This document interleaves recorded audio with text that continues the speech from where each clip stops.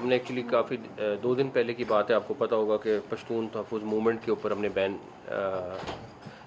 Interior ministry ने लगाया था और उसकी वजूहत क्या हैं और कुछ बैकग्राउंड जो आपको बताना बहुत ज़रूरी है। पहली चीज़ ये कि देखें, जिरगा करने पे किसी को कोई इतराज़ नहीं है और गवर्नमेंट केपीके में अगर जिरगे पहले भी होते रहे हैं और आइंदा भी अगर होंगे तो उस पर किसी को कोई किसी किस्म का इशू नहीं है। जिरगा ट्राइबल एल्डर्स का होता है, बड़ों का होता है। हज़ारों की तादाद में लोगों को लाना वो जिरगा नहीं होता, उसको कुछ और कहते हैं, उसको जिरगा नहीं कहते हैं। दूसरा कि एक तरफ आप जिरगा कह रहे हैं, एक तरफ आप अदालत कह रहे हैं। हम किसी भी सूरत में, ये पाकिस्तानी गवर्नमेंट का फ़ैसला है कि हम किसी भी सूरत में कोई पैरेलल जुडिशल सिस्टम की इजाज़त नहीं दे सकते। और जो बैन करने की वजह जो 2 दिन पहले हुआ, उसकी भी मेन वजह यही थी कि आप एक तरफ अपने स्टेट इंस्टीट्यूशंस को गालियां दे रहे हैं, आप एक तरफ अपनी पुलिस को गालियां दे रहे हैं, आप फिर वो नस्ली इम्तियाज़ को आगे ला के आप कौम को एक डिवीज़न की बात कर रहे हैं। आपके पॉलिटिकल चीज़ें आप ज़रूर करें, आप उनके हकूक़ की बात है आप ज़रूर करें, लेकिन आप इस तरह स्टेट और खुलेआम दे रहे हैं। आप सोशल मीडिया चले जाएं, आप उनके लीडर्स की तकरीरें उठा लें, मौजूद हैं, किस गलीज़ ज़ुबान में वो इस्तेमाल करते हैं लैंग्वेज, वो आप सबके सामने। लेकिन उस सारी चीज़ में आप इंस्टीट्यूशन के ख़िलाफ़ कौम को खड़ा करने की कोशिश करें, ऑल्दो के आपके सामने है कि उनके साथ कितने लोग हैं कितने लोग नहीं हैं, उसकी इजाज़त नहीं दी जा सकती। हमारे इल्म में है कि एक दो बड़ी पॉलिटिकल पार्टीज़ के लोग जब पीटीएम के लीडर्स के साथ मिले, उन्होंने कहा अगर हकूक़ की बात करनी है हम आपके साथ हैं, लेकिन ये नहीं हो सकता कि आप हकूक़ की बात करो और साथ बंदूक उठाने की भी बात करो, साथ कुछ और बातें भी करो, उसकी हम इजाज़त नहीं देते।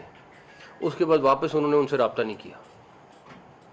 लोगों ने समझाने की कोशिश की, उन्होंने कहा हकूक़ की बात है तो हम सब मिल के बात करते हैं, और आज भी अगर हकूक़ की बात है तो गवर्नमेंट बैठने को तैयार है उन लोगों के साथ जो सिर्फ हकूक़ की बात करते हैं और तरीके से करते हैं। चाहे बलूचिस्तान है, चाहे केपीके है, चाहे कहीं और है, किसी का छोटा इशू है, कहीं पे मछेरों के इशू हैं बलूचिस्तान में, उनके भी हकूक़ की बात है। तो हर एक का अपना अपना, छोटे से लेकर बड़े लेवल तक हर एक चीज़ हो सकती है।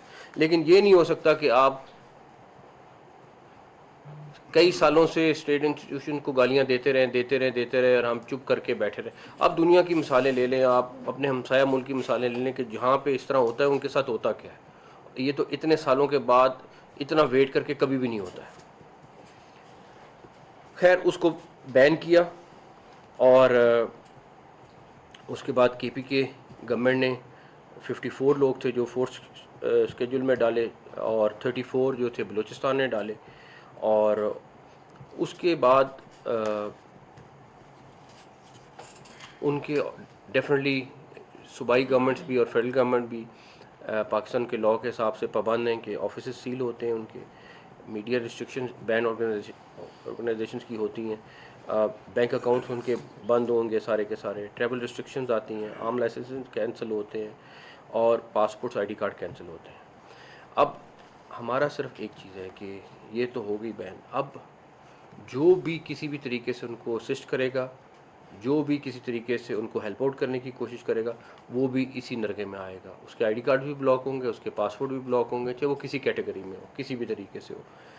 उसकी जो हमें अभी कल परसों में नोटिस में आया है कि जो लोग उनको हेल्प आउट करने की कोशिश कर रहे हैं, तो उनके लिए हमारा ये मैसेज है कि आप ज़रूर देखें, आप अपनी पॉलिटिकल एक्टिविटी करें, अपनी बाकी एक्टिविटी करें, लेकिन अगर आप लोग किसी भी तरीके से उनके साथ मुलव्वस पाए गए तो आपके ख़िलाफ़ भी वही एक्शन होगा जो एक बैन ऑर्गेनाइजेशन का ये लॉ के हिसाब से चलता है। अब आपको मैं सिर्फ उनका 3 दिन का प्लान जो है आगे करने आपको दिखाता हूँ। अभी इसमें आप देखें कि ये पाकिस्तान में इस तरह के प्लान मुरतब नहीं हुए। ये डेफिनेटली आपको क्लियर कट है कि ये बड़ी प्लानिंग के साथ, बड़े तरीके के साथ आप कौम को किस साइड पे लेके जा रहे हैं और क्या करना चाह रहे हैं, ये बड़ा आपको क्लियर नज़र आएगा। आपको सिर्फ ये पता हो कि जो इनकी डॉक्यूमेंट्रीज बन रही हैं वो बाहर की कंपनीज ने बनाई हैं, और जो उनकी फंडिंग है उसके कुछ एविडेंसेस हम आपको अगले दिनों में शेयर भी करेंगे। और बड़ी कंपनीज को हायर किया गया है, उनसे वो डॉक्यूमेंट्रीज बनवाई गई हैं, उनके साथ एक पूरा का पूरा 3 महीने से इनके ऊपर वर्किंग जारी थी, सारा कुछ। आपके जो भी पीछे मास्टर्स हैं उनके लिए हमारा क्लियर मैसेज है कि अगर आप हमारे मुल्क में ऐसा करेंगे तो हम आपके साथ उसी तरह का सलूक करेंगे।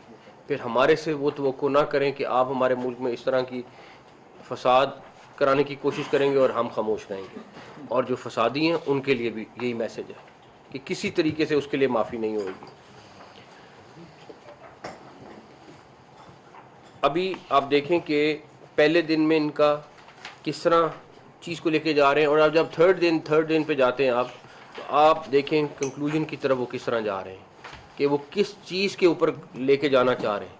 अब आप एज अ पाकिस्तानी ख़ुद बता दें कि कोई भी पाकिस्तानी क्या इजाज़त दे सकता है कि आप मुल्क को एक डिवीजन की तरफ लेके जाएं, आप आवाम को ये तरगीब दें कि हम वेपन उठाने की तरफ जाएं। अगर कोई भी यहाँ पे बैठा हुआ है, चाहे वो जर्नलिस्ट है, चाहे वो कोई और भी है, तो मुझे बता दें। तो ये तो कोई सूरत नहीं है कि आप गाली देते रहें, आप कौम के ख़िलाफ़ चीज़ें करते रहें और बस चुप करके आप अपने मकासद पूरे करते रहें और स्टेट खामोश रहे। ये जो नरम स्टेट है जहाँ पे लाखों में लोग बग़ैर वीज़े के फिरते रहें, इस मुल्क में कोई मसला नहीं है क्योंकि एक नरम स्टेट है। यहाँ पे एंटी स्टेट काम होता रहे, कोई मसला नहीं है, नरम स्टेट है।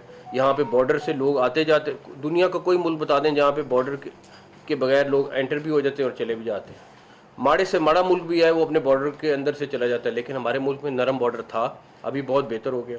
स्मगलिंग इसी तरह थी कि ट्रक के ट्रक आते थे जाते थे, कुछ बेहतर हुई है तो आपको उसके सामने डॉलर बेहतर होना शुरू हो गया, बाकी चीज़ें बेहतर होना शुरू हो गई। तो ये जो नरम स्टेट का कॉन्सेप्ट है ये हमें ख़त्म करना पड़ेगा, चाहे वो किसी भी फॉर्म में हो। हकूक़ बिल्कुल होने चाहिए, मैं ख़ुद इसका बहुत बड़ा सपोर्टर हूँ, लेकिन इस सूरत में नहीं कि आप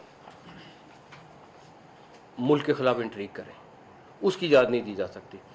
ये आपके पास डिटेल में आपके साथ शेयर भी किया, आप इसको देखें, आप इसके बाद आपको आइडिया होगा कि ये किस तरफ चीज़ को लेके जा रहे थे, किस लिए इनको बैन किया गया और किस लिए इनको इस तरह की एक्टिविटी की इजाज़त नहीं दी जा सकती। और जो लोग उनको फैसिलिटेट करेंगे किसी भी तरीके से, उनके साथ वही चीज़ होगी जो लॉ के हिसाब से है, जो लिंक्ड है।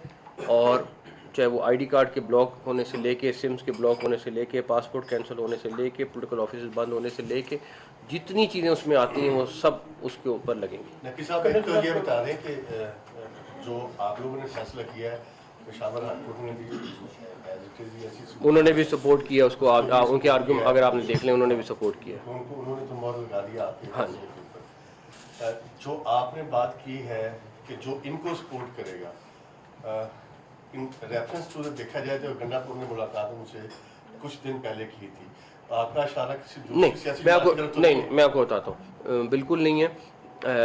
उनके साथ मुसलसल तकरीबन हर पार्टी के लोगों ने मुलाकात की है, और चाहे वो गवर्नमेंट के अलाइज हों चाहे बाहर हों, मुलाकात करना। और वो उससे पहले मुलाकात थी जब वो बैंड भी नहीं थे। प्लस दूसरी बात ये है कि मुलाकातों का सिलसिला हो उसमें मसला नहीं है, लेकिन किसी किस्म की सपोर्ट होगी वहाँ पे मसला ज़रूर बनेगा। अच्छा सर, तो इनके लिए आम माफ़ी का ऐलान करना चाहेंगे अगर आप उनको, अगर वो उनसे अपना तल्लुक ख़त्म करते हैं, उनको गवर्नमेंट की रियायत करेगी इनमें से? तो अगर कहें कि अगर मैं देखें, मेरा तो इसमें बड़ा मेरा, मैं ये जवाब दूँ फिर आप अगला सवाल कर लें। मैं तो इस मामले में मेरा ख्याल है हम सारे बड़े क्लियर हैं कि जो स्टेट के ख़िलाफ़ वेपन उठाएगा या कोई लहदगी की बात करेगा वो हमारा दुश्मन है। अदरवाइज़ चाहे जितना मर्जी तल्ख आदमी क्यों ना हो, जितना मर्जी तल्ख जमात क्यों ना हो, लेकिन अगर वो सिर्फ उसके अंदर रह के बात करेगी, हमारा फ़र्ज़ है कि उनसे बात करना, उनको मनाना, उनके इश्यूज़ को एड्रेस करना। ये गवर्नमेंट में जो भी बैठा हो उसका फ़र्ज़ है कि उनको देखना। अच्छा, दूसरा मेरा ये है कि चाइनीज़ के इशू से था, देखें उसमें सबसे पहले वो चाइनीज़ आ रहे हैं चाइना से, जहाज़ की लीकेज होना, किस फ्लाइट से आ रहे हैं, किस तरह आए, वेल सेटेलाइट से कैसे उस गाड़ी को टारगेट किया गया, ये चीज़ें हमारा क्या लीकेज कहाँ से हुई है, हमारी एजेंसी वो से हुई है? इन्वेस्टिगेशन हो रही है मेरे ख्याल नहीं, में। उसमें ऐसी खतरनाक बात है सर कि एक वो तो इतना सीक्रेट है कि आम आदमी को तो पता ही नहीं, नहीं मेरे ख्याल में चलता। अभी 2-3 दिन ठहरने, आपके पास बहुत डिटेल आ जाएंगी, फिर उसमें आपको बड़ी क्लैरिटी हो जाएगी कि क्या है। अच्छा सर, ये 2-3 दिन में बताइएगा आपको कि ये स्टेट के अंदर एक स्टेट कायम करने जा रहे हैं क्योंकि अपनी अदालत जो बनाने जा रहे हैं, तो इस पर कोई गिरफ्तारियां भी अमल में लाएंगे। दूसरी बात ये कि केपी हुकूमत सेंटर की हुकूमत से इस सारे मामले पर तामुन करेगी। देखें, सबसे पहले फिर वही बात है कि पाकिस्तान आता है, उसके बाद सारी चीज़ें आती हैं। ये जो चीज़ हुई है, ये सारी की सारी गवर्नमेंट के कानून के तहत हुई है, सारा कुछ हुआ है। और इसमें मेरा नहीं ख्याल पे कहीं पे जब स्टेट का मामला आता है तो किसी एक को डिफ़र होता है, बाकी उनके पॉइंट ऑफ व्यू फ़र्क हो सकते हैं उसमें। मिनिस्टर साहब, मैं खुद भी वज़ीरिस्तान से हूँ, अलानुर वज़ीर मेरा नाम है, मशरिक टीवी चैनल से हूँ। तो मेरा सवाल ये है कि वहाँ पे आपको पता है कि लोग किस तरह ज़िंदगी गुजार रहे हैं। मेरी 24 साल उम्र है, अल्लाह की कसम है, आज तक वहाँ पे जो हालात है आप हैरान रह जाएंगे। आपको मैं सिर्फ 24 घंटे के लिए लेके जाता हूँ, आप खुद कहेंगे कि यार मुझे वापस मतलब भगा के ले जाओ और मैंने यहाँ से निकलना है। और दूसरा सवाल मेरा ये है कि मुंबई में साबिक़ वज़ीर-ए-आज़म नवाज शरीफ ने जो मुंबई हमला हुआ था उसके हवाले से बात की थी, इदारों के हवाले से, आपने इदारों के हवाले से बात की। अभी उसकी बेटी वज़ीर आला है और उसका भाई वज़ीर-ए-आज़म है। तो क्या मतलब इस तरह के और भी मुख्तलिफ सियासी जमातों के सरबराहान ने खान साहब को देख ले, उसने भी इदारों के हवाले से बात की है, तो क्या इन सब पर फिर मतलब पाबंदी नहीं होनी चाहिए? पहले तो आपने तकरीर की है, सवाल कोई नहीं किया। दोनों सवाल, एक दोनों सेकंड, सवाल। पहली तो बात है तकरीर की है, अब सवाल नहीं किया। दूसरी बात ये है कि अगर उन्होंने वेपन उठाया है, अगर उन्होंने स्टेट से लहदगी की बात की है या इससे मिलती जुलती कोई बात की है, तो 100% आज भी निकाल लें तो मैं पुरानी डेट का एक्शन निकाल लूँगा। लेकिन ये देखें, हम ये बात कहते हैं ना, हम बलूचिस्तान, सिंध, पंजाब, हर जगह पे ऐसे इलाके हैं, बैकवर्ड इलाके हैं, जिनको गवर्नमेंट्स अपने अपने तौर पे ठीक कर रही हैं। डेफिनेटली उनके प्रॉब्लम्स होंगे, मैं नहीं कह रहा प्रॉब्लम नहीं है, लेकिन ये हल नहीं है जो वो हल निकाल रहे हैं, ना इसकी इजाज़त मिलेगी। तो इसलिए सवाल आपका नहीं था ज़्यादा, आपका वो ये फरमा दें कि सीएम केसीके ने आपने एक प्रेस रिलीज जारी किया जिसमें आपने जो है वो एक शहीद एसएचओ के साथ इजहार हमदर्दी का बयान जो है वो जारी किया है। शिकारपुर कच्चे के इलाके में एक मामला हुए, डाकू की जानिब से फायरिंग हुई, एक एसएचओ शहीद हो गया। इस्लामाबाद के अंदर जब मुजाहिरा हुआ तो हमने देखा कि वफाकी हुकूमत ने मुजाहिरे की रोकथाम के लिए फौज तैनात कर दी, लेकिन कच्चे के इलाके में जो मामलात हैं वो शिद्दत इख्तियार करते जा रहे हैं, लेकिन वफाकी हुकूमत क्यों खामोश है सर? एक सेकंड, पहली बात है कि इस्लामाबाद वफाकी हुकूमत के टेरिटरी में आता है और जो सूबे हैं वो इंडिपेंडेंट लॉ एंड ऑर्डर देखते हैं। उससे 18वीं तरमीम के बाद डायरेक्टली वफाक का लॉ एंड ऑर्डर के जो सूबों का है उससे ताल्लुक़ उस तरह नहीं बनता। उनको हेल्प कर सकती है, उनको असिस्ट कर सकती है। मेरे पास कोई ऐसी चीज़ दिखा दें कि वहाँ पे उन्होंने कोई चीज़ ऐसी मांगी और मैंने इनकार किया हो या फेडरल गवर्नमेंट ने इनकार किया हो, पहली बात। दूसरी बात, ये उन्होंने फ़ैसला करना है, हम उनके साथ कोऑर्डिनेट कर रहे हैं। और इस टाइम पे डेफिनेटली ये बड़ा इशू है, मैं ख़ुद उसको पहले भी बड़ा करीब से देख के आया हूँ और हमारी ना सिर्फ ख्वाहिश है बल्कि हम बाकायदा प्लानिंग करके कर रहे हैं। इसमें मैं आपसे बड़ी लंबी बात कर सकता हूँ कि ऑपरेशन खाली हल नहीं है, उसका लॉन्ग टर्म हल निकालना है ताकि ऑपरेशन भी करें और उसके बाद क्लियर करके वहाँ पे सस्टेन भी करें। उस पर किसी वक्त बैठ के डिटेल में बात करें। ये बता दें कि आपने कहा बैन कर दिया, बैन करने के बाद उनकी सरगर्मियां रोकने के लिए कुव्वत इस्तेमाल करेंगे। बैन जब हो जाता है उसके बाद मेरा नहीं ख्याल, जब इजाज़त होती है फिर जो भी तरीका इस्तेमाल करना पड़ेगा करेंगे। अली बिन गंडापुर साहब ने कहा है आईजी इस्लामाबाद ने मुझे गालियाँ दी, मेरा मोबाइल छीना। आप जब मीडिया टॉक करते रहे, आपने बताया कि जब वहाँ पर पुलिस पहुँची तो वो वहाँ से भाग जा चुके हैं। ये ज़रा तस्रीह कर दें। एक बात उनसे खुद पूछने के पहले वो क्लियर हो जाएं कि वो आईजी उनको मिला था या नहीं मिला था। एक तरफ वो कह रहे हैं कि मैं तो निकल गया था, ठीक है, एविडेंस भी मौजूद, दूसरी तरफ वो कह रहे हैं कि आईजी से मैं मिला। तो पहले तो वो खुद उनसे पूछ लो कि यार आप बताएं कि उन्होंने, मेरे ख्याल में, मुझे नहीं पता, एक स्टेटमेंट एक दिन दिए, एक दिन दिए, तो पहले तो उनसे क्लियर कर लें, ये तो क्लियर कर लें कि किस टाइम पे कौन सी स्टेटमेंट ठीक है नहीं, फिर वो जब ठीक आएगी तो मैं जवाब दे दूंगा। एक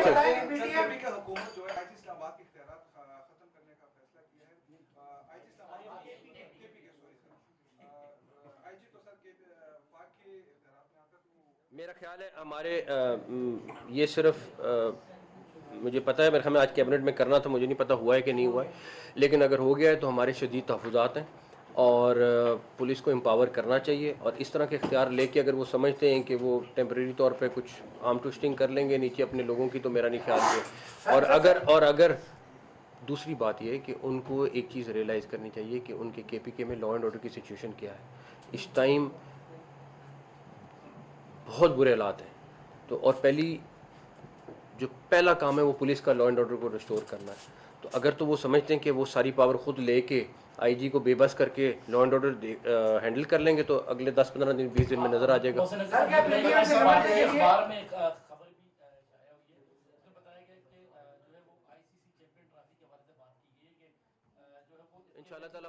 इंशाल्लाह ताला पाकिस्तान में होगी।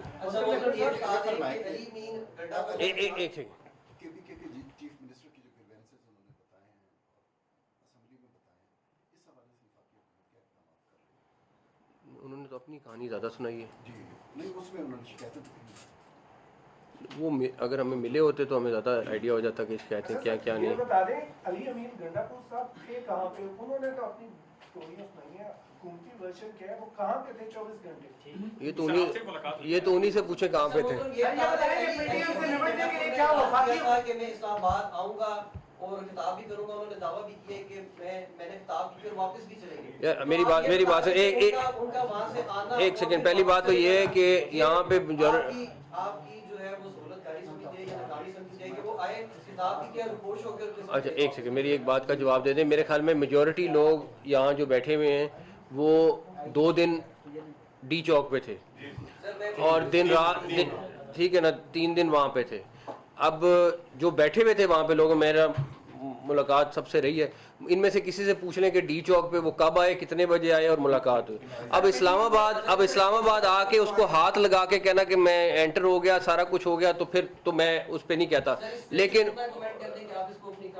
एक सेकंड मेरी बात सुनो, उनकी ख्वाहिश थी कि D चौक आना, D चौक आके धरना देना। ये जितने साफी दोस्त बैठे हैं इनसे सिर्फ ये पूछ लें कि D चौक वो कितने बजे, मैंने तो नहीं देख सका उनको D चौक पे, कहीं वो आए लेफ्ट राइट आके चले गए तो उस पे मैं कुछ नहीं कहता। सर PDM से निपटने के लिए क्या वफाकी हुकूमत ने खैबर पख्तूनख्वा हुकूमत से कोई राब्ता किया कि अब आप तो फैसला करने जा रहे हैं पाबंदी? नहीं, फैसला करने जा नहीं रहे, फैसला 2 दिन पहले हो चुका हुआ है, अब तो इम्प्लीमेंट होगा फैसला।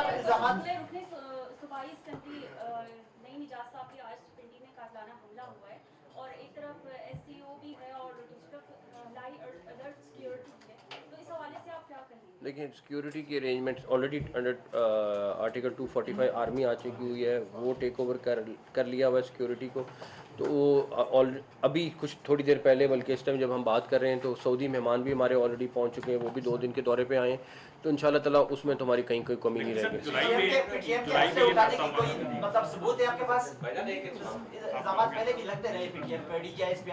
या फिर आप तो अपना एक सेकंड मेरी बात सुनो, या एक सेकंड जर्नलिज्म कर लो, या एक सेकंड जर्नलिज्म कर लो, या फिर बैठ के, नहीं सवाल नहीं कर रहे ना आप, तो तकरीर कर रहे हो बहुत ज्यादा। एक तरफ तो PTI ने एहतजाज किया, जो गैर कानूनी था, लोगों की गिरफ्तारियां हुई, कुछ ऐसे लोग भी पकड़े गए हैं जिन्होंने एहतजाज नहीं किया था लेकिन पकड़े गए, उनकी बेलें भी हो चुकी है, लेकिन डिस्ट्रिक्ट एडमिनिस्ट्रेशन ने रोकारे उनकी जो साइन नहीं की। देखिए अगर तो कोई बेगुनाह है, अगर कोई बेगुनाह है, मेजॉरिटी लोग अरेस्ट हुए हैं जो मौके पे अरेस्ट हुए हैं, लेकिन अगर कोई बेगुनाह है तो मैं जिम्मेदार हूँ, मैं जिम्मेदार हूँ, तो मैं उसको खुद छुड़वाऊंगा अगर कोई बेगुनाह है। मैं एक नॉलेज मिलाना चाह रहा हूँ, उनकी बेलें हो चुकी हैं, रुकारें बन चुकी हैं, मुचलके हो चुके हैं। डिस्ट्रिक्ट एडमिनिस्ट्रेशन ने कहा कि नहीं, इनके रुकारें साइन नहीं करनी, इनकी जो रजिस्ट्री है इनको वेरीफाई करवाया जाए। वो कहते हैं जी हम कैश मुचलके जमा करवा देते हैं, हमारे लोग जो मैं देख लेता हूँ।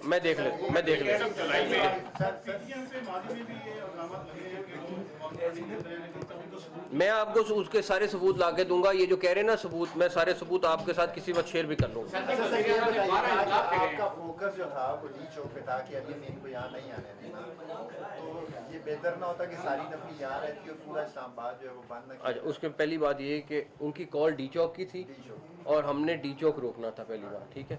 इस्लामाबाद को हमने डेफिनेटली रोकना था क्योंकि उसकी 2 रीज़न है। पहली रीज़न ये है कि वहाँ पे हम इतना बड़ा जत्था नहीं आने दे सकते थे, ठीक है। आप वो चेक कर लें कि वहाँ से कितने लोग निकले, उसके बाद इस्लामाबाद कितने लोग पहुँचे, क्या हुआ क्या नहीं हुआ। इस्लामाबाद की 21 एंट्री पॉइंट है, हमने सिर्फ 2 या 3 पे अपनी प्लेसमेंट रखी थी ताकि हम उनके जत्थे को रोक सकें, वरना 21 एंट्री पॉइंट, हमें नहीं पता था कि 21 एंट्री पॉइंट है, पता था, लेकिन कोई स्ट्रेटजी हमारी ये थी कि हमने उनको जलसा नहीं करने देना, उनकी ख्वाहिश पूरी नहीं होने देनी। उनका ख्याल था कि हम कुछ इंगेज करेंगे, कहीं पे झगड़ा करेंगे, सारा कुछ करेंगे। 26 नंबर की फुटेज अगर आपको कहीं से मिल जाए, आप देखें कि वहाँ पे कितने हैवी किस्म का उन्होंने सारा कुछ किया। बट इन द एंड मेरा तो सिर्फ इतना पॉइंट है, आप उनसे पूछ लें डीचो का कि जलसा किया कि नहीं। Thank you.